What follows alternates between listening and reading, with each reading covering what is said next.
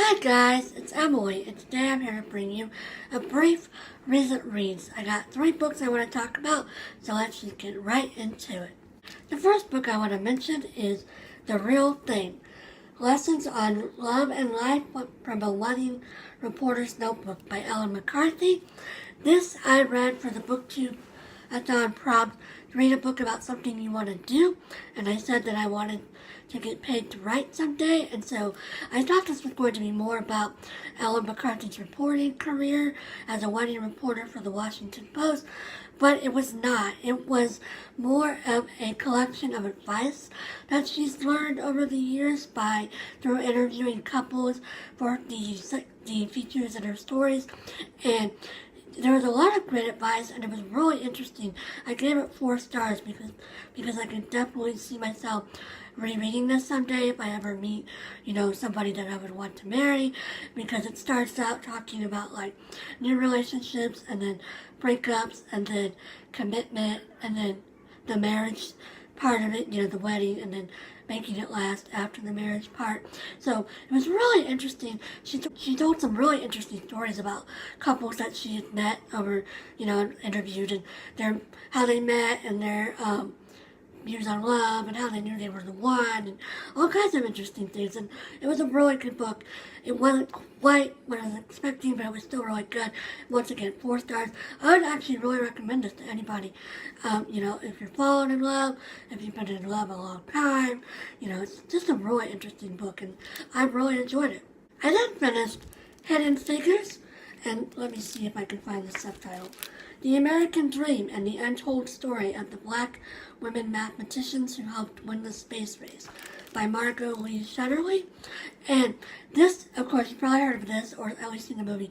This is the story of the black women who worked as computers in Langley, Virginia, at the Langley Aeronautics Center for NACA, NACA, which is the National Advisory Committee on Aeronautics, and then later it turned into NASA, which is the National Administration for Space and Aeronautics, I believe.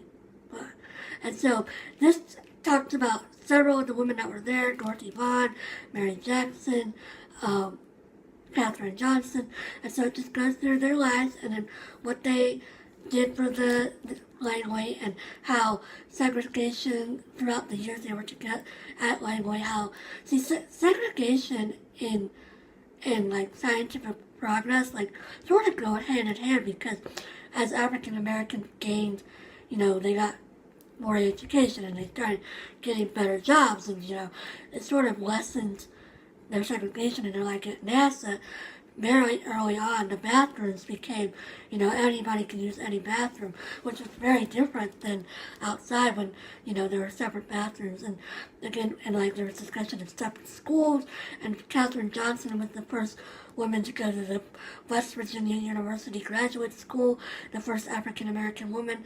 And so it's a really interesting book. I will say I did not enjoy it as much as I was expecting to, because it is rather technical in some places, and it does go into a lot of detail about the experiments they did and things that they did, and it was okay, but it wasn't. I guess I would have preferred more focus on the women. I mean, they are mentioned, and she does talk about their stories, but they're not.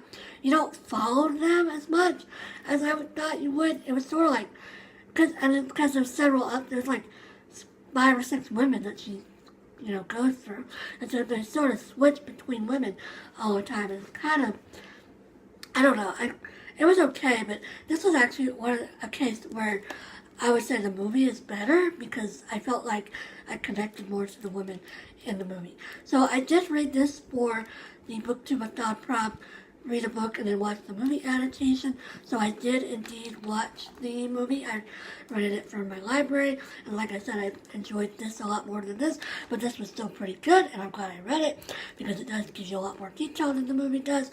And I had seen this movie before when it was in theaters, but we sat in the very front row because we went the weekend it first opened or something, and so my neck hurt during the movie, and so I didn't pay as much attention as I could have. So I was really glad to watch this again. It's a really great movie, and it made me tear up again, even though I'd already seen it. I just Really loved it. Really great. Loved it. Highly recommend watching the movie. And then I read Jane and the Lordship's Legacy by Stephanie Barron. This is the 8th book in the Jane Austen mystery series. I've been reading one a month. I read this to complete the prompt of read an entire book while wearing a hat. But I did in fact wear a hat while I was reading this the whole time, even though I did not start it until after Booktubeathon had, ended. But I still did read the hat. I read this over the course of several days in my apartment, sitting on my couch so nobody could see me. But yeah, don't I look really cute? So I don't want to say too much about this because it is the 8th in the series, but I found this to be very different than the other books because, for one thing, it continues the storyline that started in book 7. The first 6 were pretty much like standalones. Like, there were some references to the previous cases, but usually you didn't really need to know like the details of those cases. But this one, I really felt like you had to know what happened in book 7 in order to fully appreciate this. I mean, you probably could have figured it out, but because it involves a death, and we witnessed the death in book 7, knowing the death scene and like the intimate details really helped your understanding of the book. So in this one, Jane has inherited a pack of letters from a person that has died recently, and these letters are stolen, and so she's trying to figure out where they went. And then there's also a dead man in the cellar of her new house that she and her mother have just moved to, and so she thinks these two things are connected, but she doesn't know for sure. And so it's just a really interesting mystery, and I highly recommend this whole series, as I do every month. I'm getting to be on the downhill slope. Only 4 more books to go. So, well, actually, no, 5. 5 more books to go, but I'm over halfway done, so that's really cool.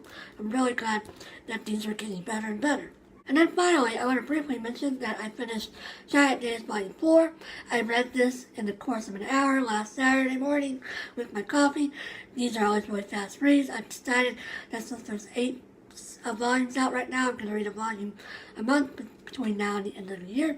So this is Volume 4, and this involves the girls house hunting. They're getting ready to finish their first year at university, and so they need a house for their second year, and so it details that, and there's also some romance, and there's some drama.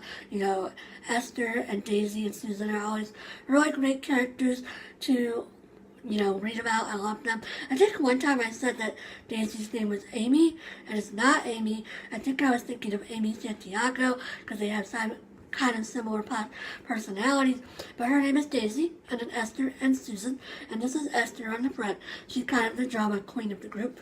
But yeah, I really love this series, and I'm looking forward to getting Volume 5 in September. And that's all I've been reading recently, and I've completed 3 of the 7 Booktubeathon challenges, and I'm working on books 4 and 5. I'm reading A Storied Life by Lee Kramer, and I'm reading When We Were on Fire by A.D. Ziernan. So I'll talk about those in more detail in my next update. I hope everybody's having a great day, and I'll talk to you again soon. Bye!